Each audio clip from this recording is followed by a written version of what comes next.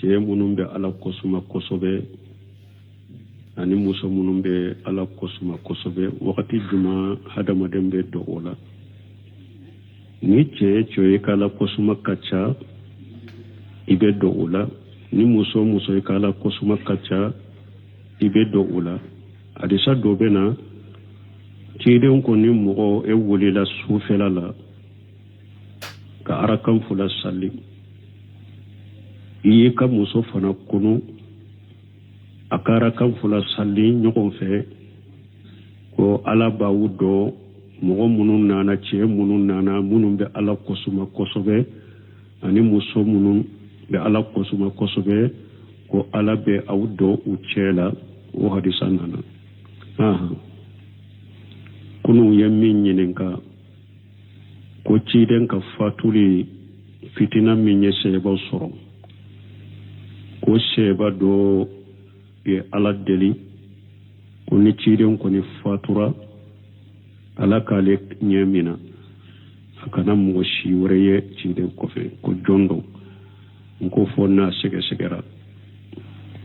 n tɔgɔ dɔ fo n y'a sɛgɛsɛgɛ n ye a sɛgɛsɛgɛ n y'a sɔrɔ Qurtubi de b'a nata ka tafsiri la ka imamu Qurtubi a b'a nata ka tafsiri la ko Abdullah ibn Zayd ibn Abdurrabbih as-sahabi al-jalil ciden ka seba ɲuma seba min sogora salli wale la ni ciden ko a ka ɲafɔ bilali ka salli wale Abdullah ibn Zayd ibn Abdurrabbih o de do u ko ale tun b'a a ka naago foro de la tuma min a ka kamale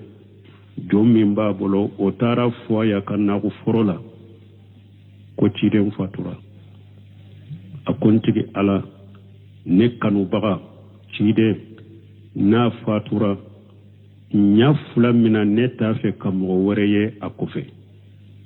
o yɔrɔnin kelen bɛɛ ala y'a ɲamina ka lafiɲɛ Abdullah ibn Zayd ibn Abdurrabbih o de do alaikum salam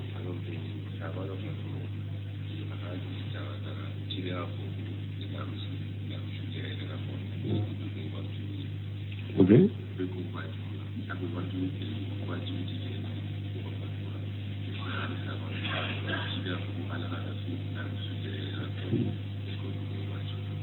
okay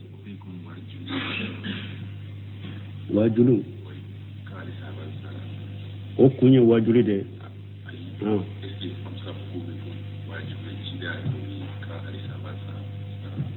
wajuli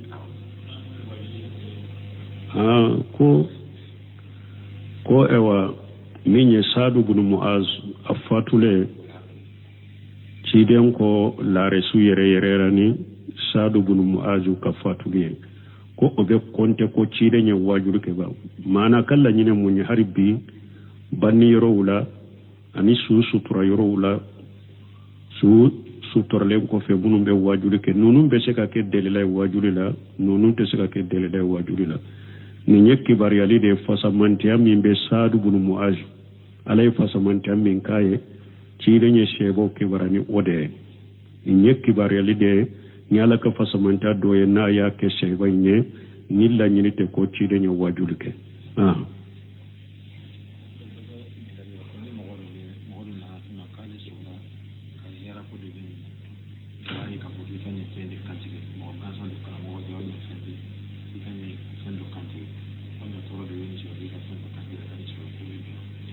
ko ne mɔgɔ dɔ nana e ma ko ale sogora ka hɛra dɔ ye i ka nin fɛn masina kantigɛ o bɛ ale sogora kojugu bɛ dɔ b'a kɛ kane ma nin fɛn masina kantigɛ bɛ cogo di kana kantigɛ ni y'a kantigɛ dɔrɔn i bɛ don musirikiya la an y'o fɔ an ko kantigɛli ye ko belebeleba de kantigɛli in kɔni bɛ kala kelen pewu de kama fasalli li rabbika wanhar ala ko salli tigi ala ye ka kansogoli ke ala ye qul inna salati wa nusuki wa mahyaya wa mamati lillahi rabbil alamin afu ye cide ne be salli ke wa nusuki be kantigeli ke anin kanyana maya baro ngasa ya ko fe baro mbabbe kala kilim tawde ciden ko lana allah man jabaha li ghayrillah akola mo oddanga mo min ne kantigeli ke fengore minte alay wala nin kantigeli suute be hari ni kantigeli te mo ko sempulu kasogo mo e ko ni sarakati bo silamiya sariya ma sarakati bilika mo shi kasugote wahawiye nabe fendo sabati mo ka koy kake ni nabi nyuma kasugote adamaden sempulu sogo wote foy sariya mo ka sariya bonna pew ikana fen kantigede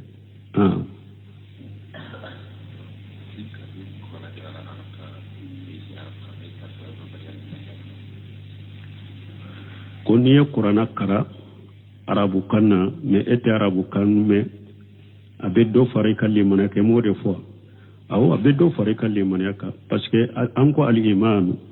qawlu bil lisani wa i'tiqadu bil qalbi wal amalu bil jawarih yazidu bi taati wa yanqusu bil ma'siyah anko ahli sunna wal jamaa kolli manayde innen kafo aniddu sukun kasri ani suufe ka barake limaniya be jidi ni ala bato limaniya be jidi ni ala soso limaniya be jidi ni ala bato limaniya be nagasi ni ala soso donc qur'ana kala hari nita akorodo itarabu kando ibake kakala abeddo fara limaniya ka parce que ala bato de do ala bato be limaniya jidi ala soso ba nagasi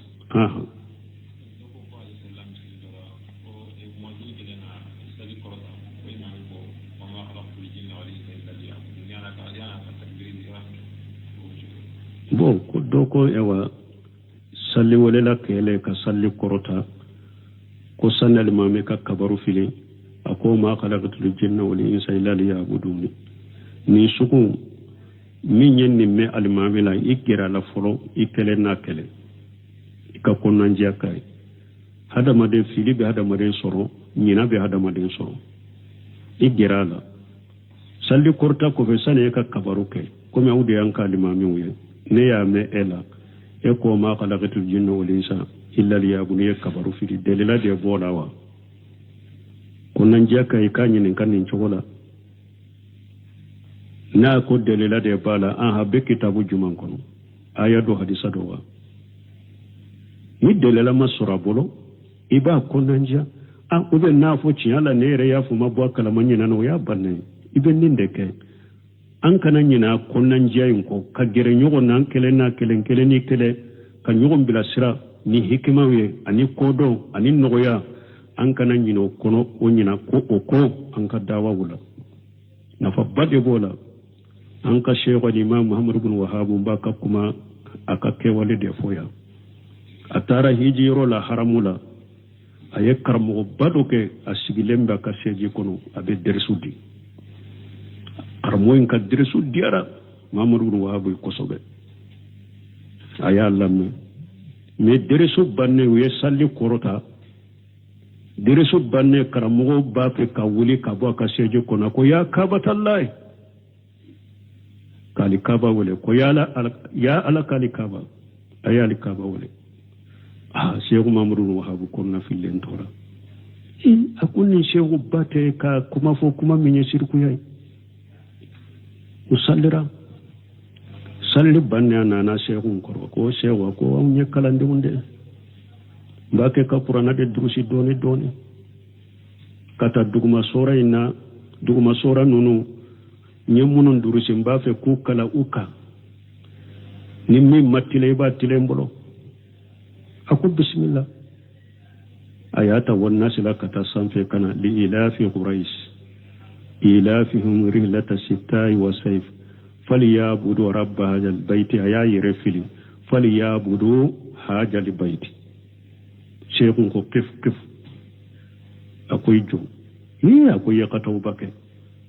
akomu akoy ko fali yabudu hajal bayti iko kanni sobbato akoy shirku kuma de iba fu fali yabudu rabb hajal bayti iba fu de ko jazakallahu ya sheikh akoy ya sheikh me ewele wulito shi sai ma fu ya kabatallahi akoy jazakallahu khaira ya bunayya akola kisara hera lande aya bonin fili balate aka kalandew ñana jama ñana ma fo kuma min fo ni shirku kuma de ubana ka ñogo muna kasa jama ñana kalandew ñana mo ke aye hikima de ke donc fon kan nunu faamu dawa in kono de kan nunu faamu wala donc ñinin kali jaabi koni derilaten ni na fo yorote salli kurota den ko fe ko sani ka kabaru bila wa ma khalaqatul jinna wal insa illa liya'budun afo yorote mais anya fo chogomi e almami min ya fo nu be misiri kelen kono akelen na kela ka gerala u ka nyugo bila siraka ne si haka ka kunan ja kai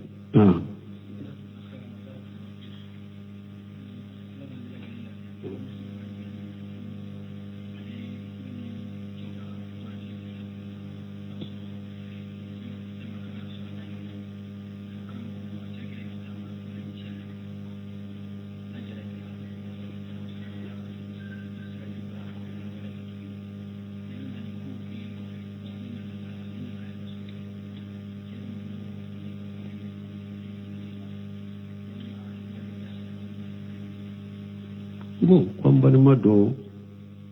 ko ale furulen do bo ale na ce tumbe ɲɔgɔn ka ale ye kɔnɔta ko cɛ wayasira ale kɔnɔma mais kɔfɛ ale y'a yɛrɛ sɔrɔ kɔnɔ in tiɲɛna cɛ kɔfɛ ale ma cɛ in ladɔnya ni o ye cɛ in to kalama o kɔfɛ ale yɛrɛ lajarabila ka taa don sira jugu la ka kɔnɔ wɛrɛ ta yala an bɛ bilasirali jumɛn kɛ ale an bɛ bilasirali min k'i ye sira ala ɲɛ ka tuubi ka taa ala ma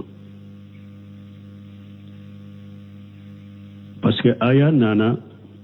ya ayyuhan nabi ja'aka almu'minatu muhajirat famtahinuhunna fa in alimtumuhunna mu'minatu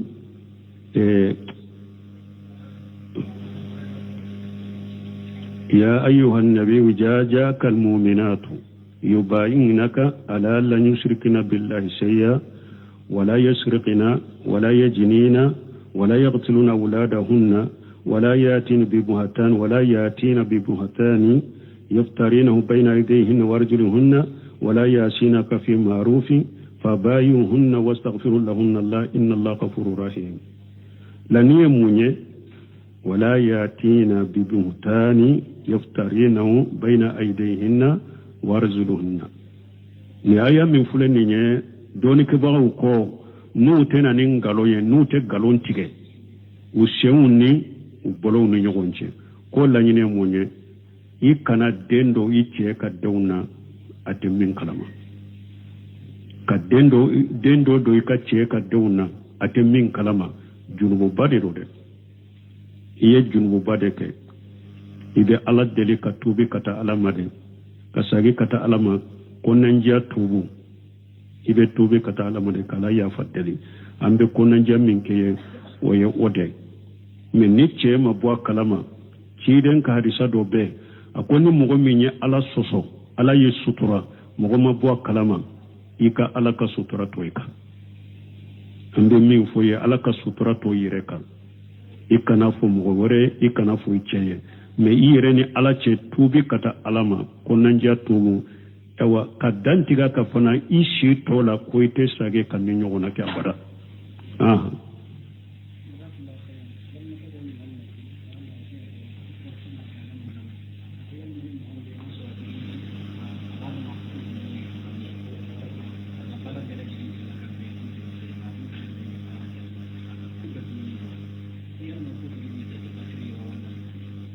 abaro dolo haramulendo bon kwambalima do ko aya do ko dolo haram ya lendo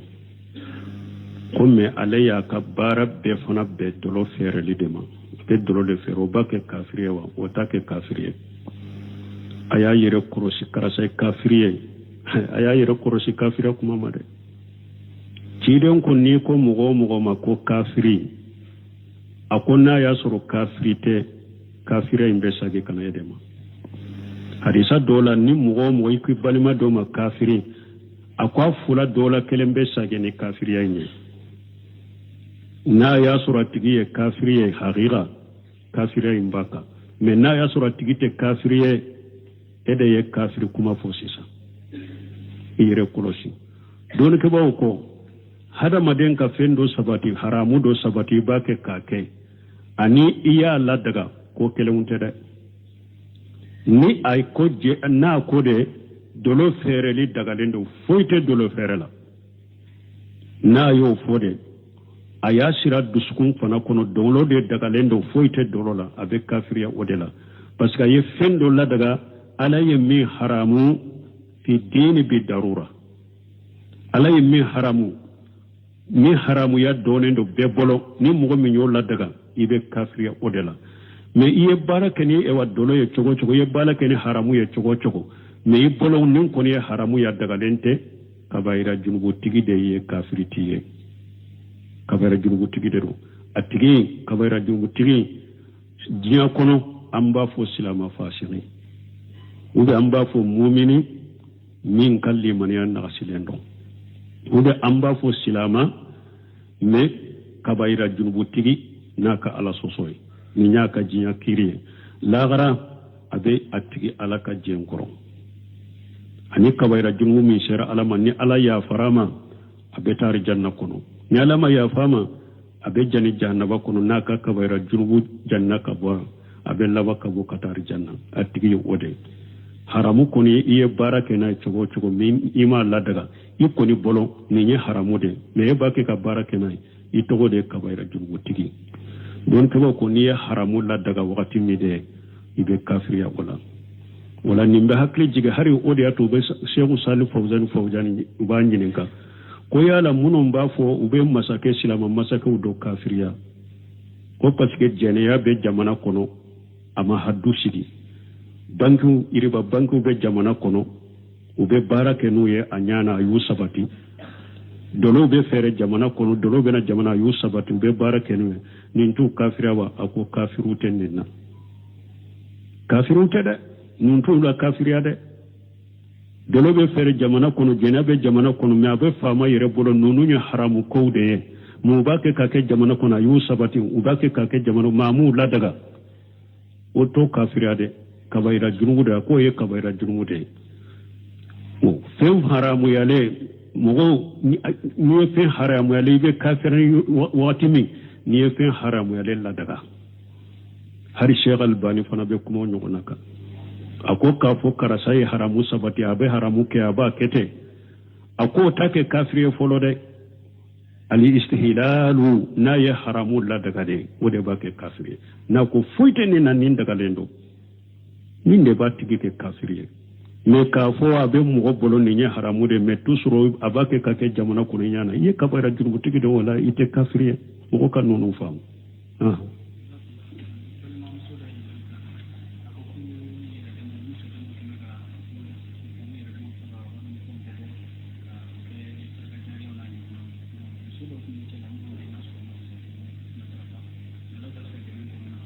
ko tumbe munke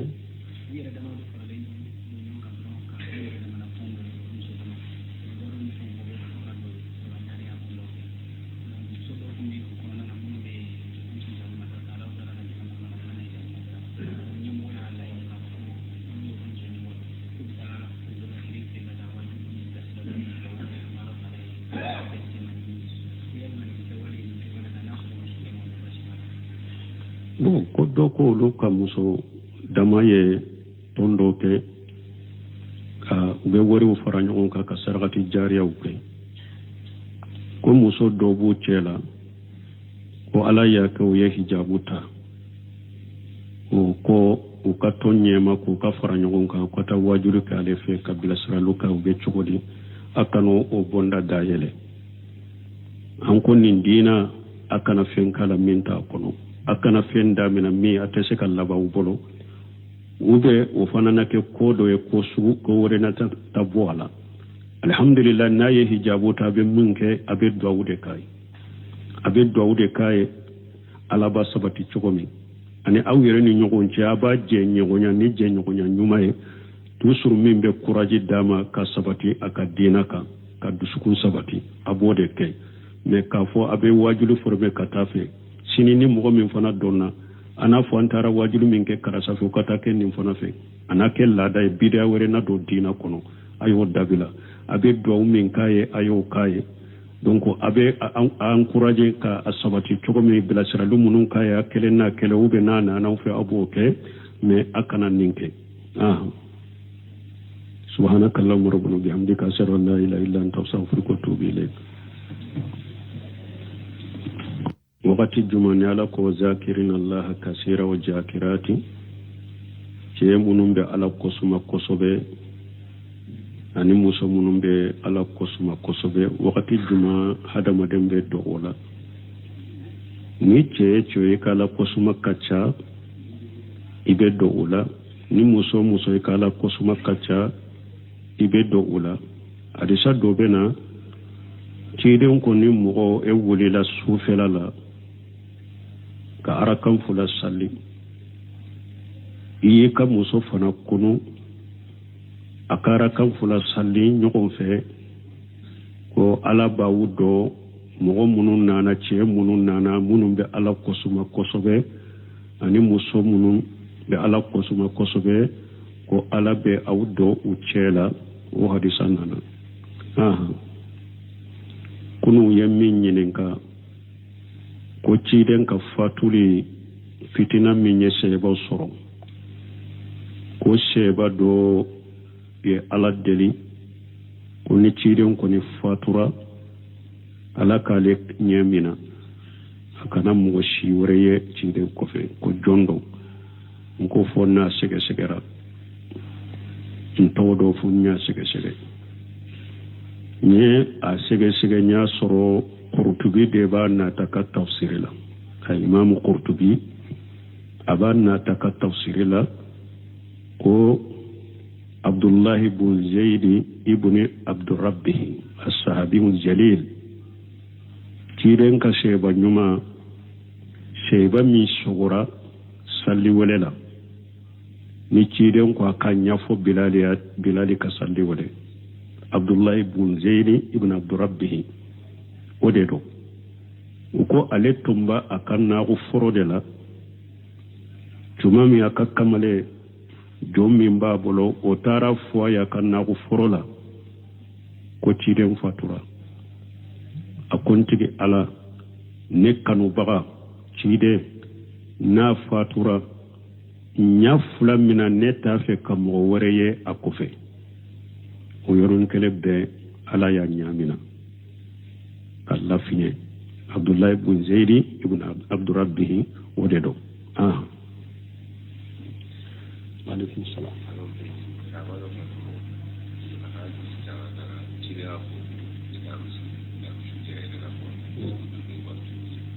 obe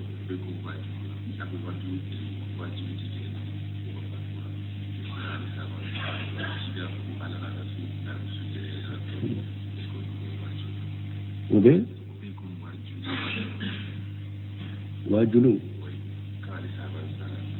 o kunye wajuli de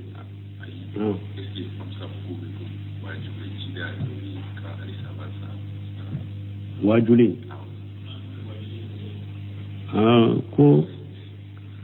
ko ewa minye Sadu bin Muaz afatule ciden ko lare su yere rani Sadu bin Muaz ka fatule ko obe konte ko ciden ya wajulu ke ba mana kala nyine munye harbi banni yorowula ani su sutura yorowula su suturale ko fe bunun be wajulu ke nunun be se ka ke delila wajulu la nunun te se ka ke delila wajulu la ni nyekki bariyali de fasamantiya min be Sadu bin Muaz alay fasamantiya min kaye ciden ye shebo ke barani ode ni nyekki bariyali de nyala ka fasamantiya do ye na ya ke sheba nye nilla nyinite ko ciden ye wajulu ke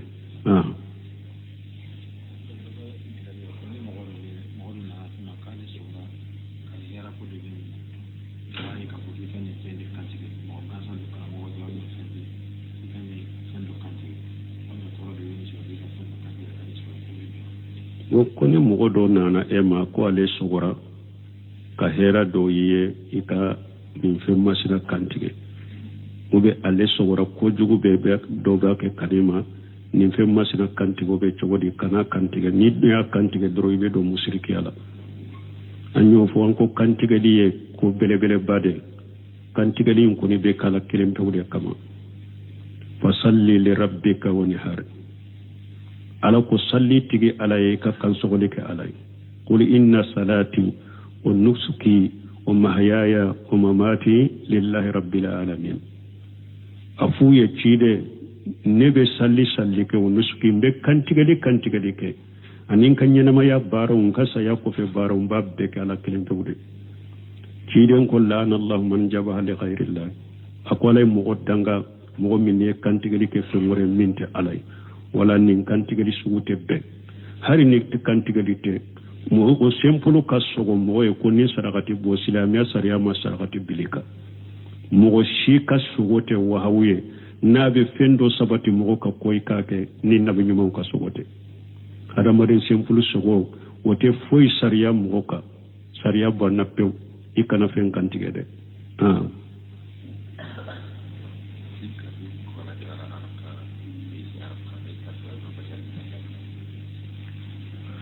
ko ni qur'ana kara arabu kanna me ete arabu kan me abedo fare kalli manake mo de fois aw abedo fare kalli manaka parce que anko al iman qawlu bil lisan wa i'tiqadu bil qalbi wal amalu bil jawarih yazidu bi taati wa yanqusu bil ma'siyah anko ahli sunna wal jamaa kolli manayde innen kafo aniddu sukun kasri ani suufew ka barake limaniya be jidi ni ala bato limaniya be jidi ni ala soso limaniya be jidi ni ala bato limaniya be nagasi ni ala soso donc qur'ana kala hari nita akorodo itarabu kando ibake ka kala abedo fara limaniya ka parce que ala bato de do ala bato be limaniya jidi ala soso ba nagasi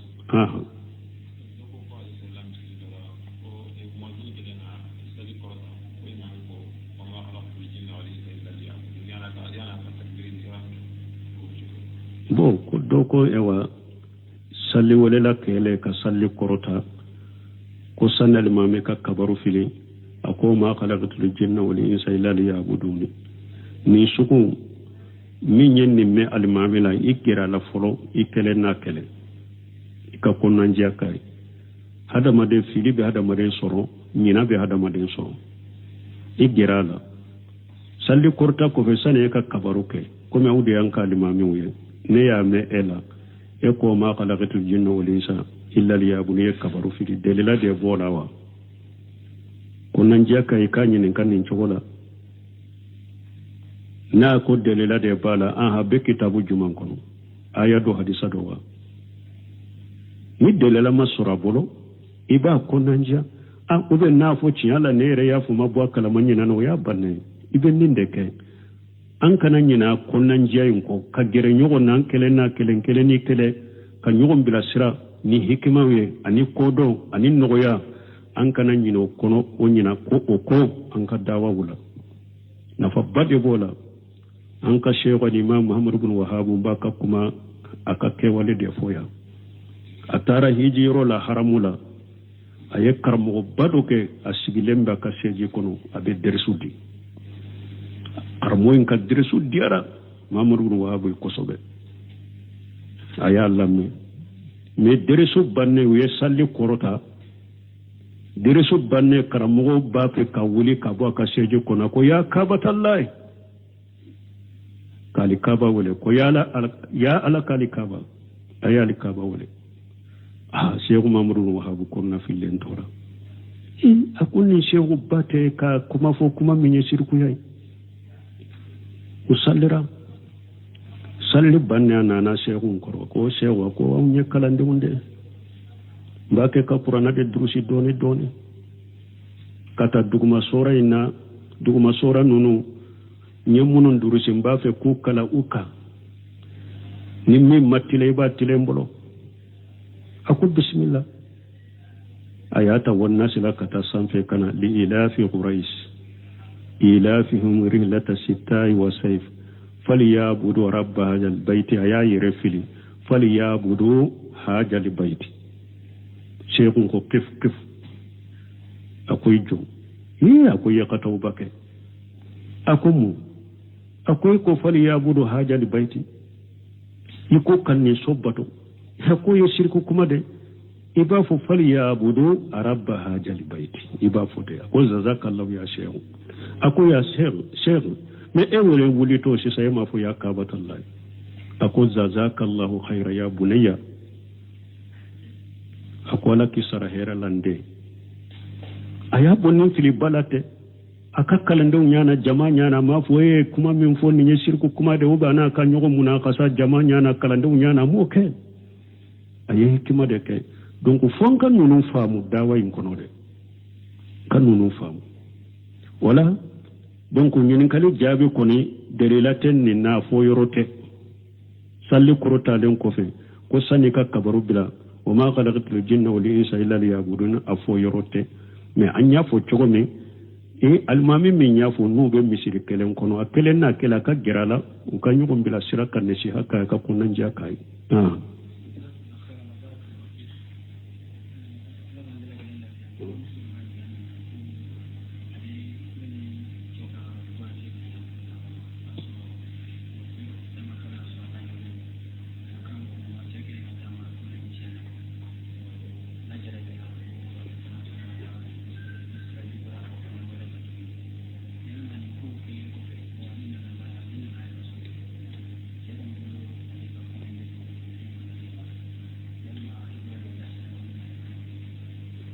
bon kwambalima do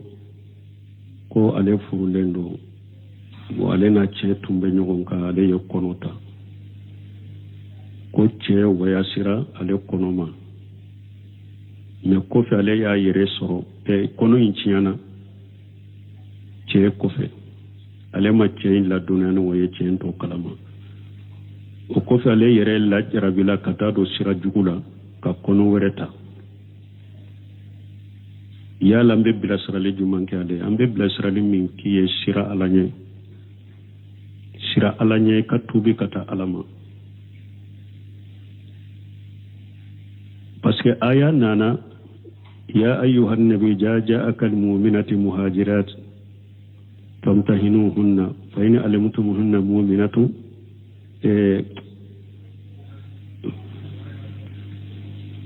يا أيها النبي جاءك المؤمنات يبايعنك على أن يشركن بالله شيئا ولا يسرقن ولا يجنين ولا يقتلن أولادهن ولا يأتين ببهتان يفترينه بين أيديهن وأرجلهن ولا يأسينك في معروف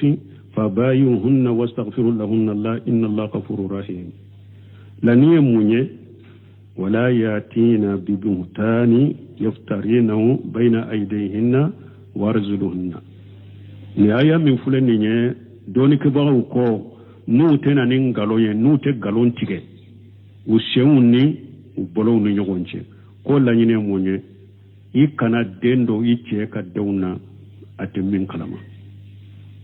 كدندو دو يكتشي كدونا أتمين كلامه جنوب بادي رودي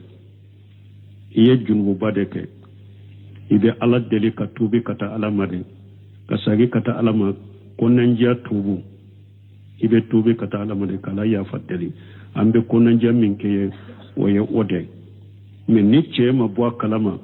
ci den ka hadisa do be akoni mogo minye ala soso ala ye sutura mogo ma bwa kalama ika ala ka sutura to ika ambe min foye ala ka sutura to yireka ikana fo mogo wore ikana fo iceye me iyere ni ala ce tubi kata alama konanja tubu ewa kadantiga ka fana ishi tola ko ite sage kan ni nyogona ke abada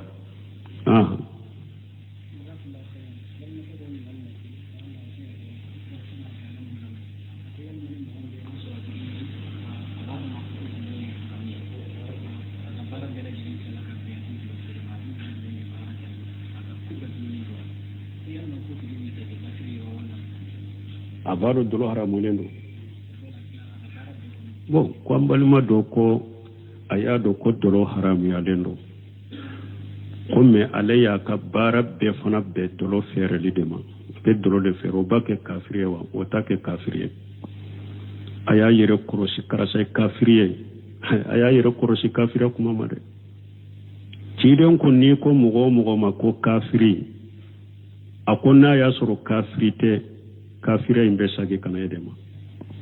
hadisa dola ni mugo iku balima do ma kafiri akwa fula dola kelembe sage ni kafiri yenye na ya soro tigi kafiri ye haqiqa kafiri imbaka me na ya soro tigi te kafiri ye ede ye kafiri kuma fosisa ire kolosi dole ke bawo ko hada maden ka fendo sabati haramu do sabati bake kake ani iya la daga ko kelewunte de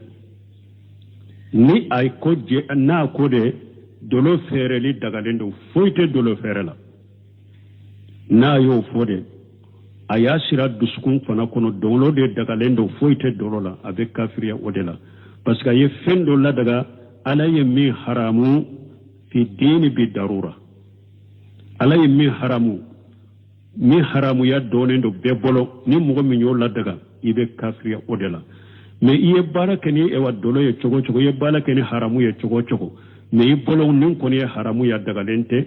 kabaira junubu tigi de ye kafiriti ye kabaira junubu tigi de ro atigi kabaira junubu tigi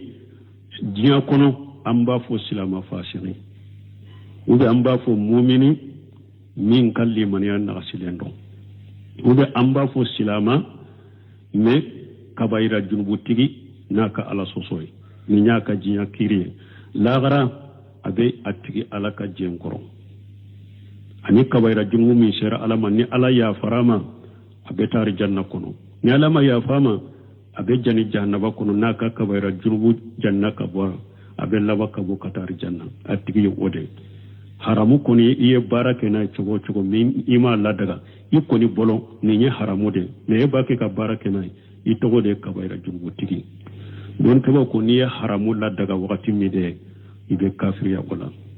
wala nimbe hakli jiga hari odi ato be Sheikh Salih Fawzani ubanyininka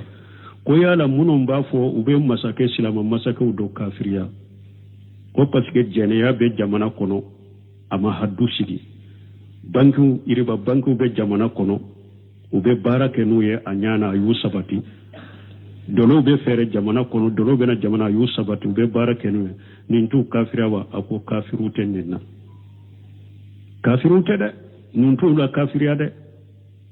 dolo be fere jamana kono jena be jamana kono me abe fama yere bolo nunu nya haramu ko de mu bake kake jamana kono yu sabati ubake kake jamana mamu la daga o to kafiriya de kabaira junubu de ko ye kabaira junubu de o fem haramu yale mogo ni fe haramu yale be kafirani watimi ni fe haramu yale la daga hari Sheikh Albani fana be kumo nyonaka ako ka fo karasa ye haramu sabati abe haramu ke aba kete ako take kafiri folo de ali istihlalu na ye haramu la daga de wode ba ke kafiri na ko fuite ni na nin daga lendo min de ba tigi ke kafiri me ka fo abe mugo bolo ni nya haramu de me tusro abake ka ke jamana ko ni nyana ye kabara jurubu tigi de wala ite kafiri mugo kan nonu fam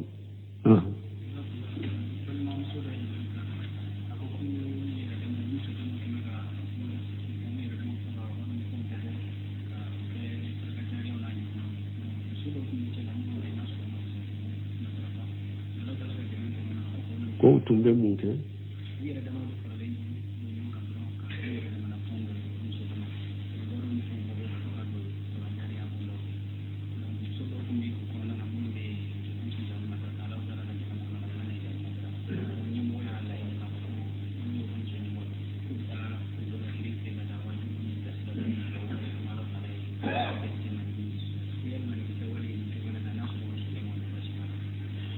no ko do ko lu kamuso damaye tondo ke ube wori u faranyo ka kasarati jariya uke ko muso do bu cela ko ala ya ko ye hijabuta ko u ka tonye ma ko ka faranyo ka ko ta wajuru ka le fe kabila sara luka ube chugodi akano o bonda dayele an ko nindina akana fenkala minta kono akana fenda mina mi atese kallaba ubolo ube ofana ke kodo e ko sugu ko wore na tabwala alhamdulillah na ye hijabu ta be munke abe dawude kai alaba sabati chogomi ani aw yɛrɛ ni ɲɔgɔn cɛ a b'a jɛ ɲɔgɔnya ni jɛ ɲɔgɔnya ɲuman ye toujours min bɛ courage d'a ma ka sabati a ka diinɛ kan ka dusukun sabati a b'o de kɛ mais k'a fɔ a bɛ wajilu former ka taa fɛ sini ni mɔgɔ min fana dɔnna a n'a fɔ an taara wajilu min kɛ karasa fɛ u ka taa kɛ nin fana fɛ a n'a kɛ laada ye bidaa wɛrɛ na don diinɛ kɔnɔ a y'o dabila a bɛ duwawu min k'a ye a y'o k'a ye donc a bɛ a encourager ka a sabati cogo min bilasirali minnu k'a ye a kelen n'a kɛlɛ ou bien n'a nana fɛ a b'o kɛ mais a kana nin kɛ سبحانك اللهم ربنا وبحمدك أشهد أن لا إله إلا أنت أستغفرك وأتوب إليك وقت الجمعة لك وذاكرين الله كثيرا وذاكرات جيمون على قسم قصبه أني موسى منون على قسم قصبه وقت الجمعة هذا مدن بدولا ni cɛ kala kosuma kacha ibe doula ni muso kala kosuma kacha ibe doula adisa dobena ciden ko ni mogo e wolila sufela la ka arakan fula salli iye ka muso fana kunu akara kan fula salli ɲɔgɔn fɛ ko ala b'aw dɔ mɔgɔ minnu nana cɛ minnu nana minnu bɛ ala kosuma kosɛbɛ ani muso minnu bɛ ala kosuma kosɛbɛ ko ala bɛ aw dɔ u cɛ la o hadisa nana kunu ye min ɲininka ko ciden ka fatuli fitina min ye sɛba sɔrɔ ko sɛba dɔ ye ala deli ko ni ciden kɔni fatura ala k'ale ɲɛ mina a kana mɔgɔ si wɛrɛ ye ciden kɔfɛ ko jɔn dɔ n ko fɔ n'a sɛgɛsɛgɛra n tɔgɔ dɔ fo n y'a sɛgɛsɛgɛ n ye a sɛgɛsɛgɛ n y'a sɔrɔ Qurtubi de b'a nata ka tafsiri la ka imamu Qurtubi a b'a nata ka tafsiri la ko Abdullahi ibn Zayd ibn Abdurrabbih as-sahabi al-jalil ciden ka sɛba ɲuman sɛba min sɔgɔra salli wale la ni ciden ko a ka ɲafɔ bilali ka salli wale Abdullahi ibn Zayd ibn Abdurrabbih o de do u ko ale tun b'a a ka naago fɔrɔ de la tuma min a ka kamale jɔn min b'a bolo o taara fɔ a y'a ka naago fɔrɔ la ko ciden fatura a ko n tigi ala ne kanubaga ciden n'a fatura ɲa fila min na ne t'a fɛ ka mɔgɔ wɛrɛ ye a kɔfɛ o yɔrɔnin kelen bɛɛ ala y'a ɲamina ka lafiɲɛ Abdullahi ibn Zayd ibn Abdurrabbih o de do